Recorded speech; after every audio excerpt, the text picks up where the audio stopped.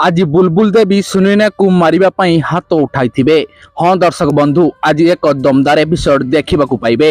आज सुनैना गुड़िया को भात खुआई देउथिबे।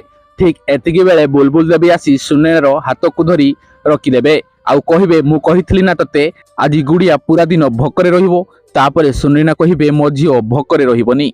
तापरे बुलबुल देवी कहिबे तोर एते साहस तू मो मुहरे जवाब दउचु। तापरे सुनैना देवी कहिबे एई साहस होउची गोटे मार।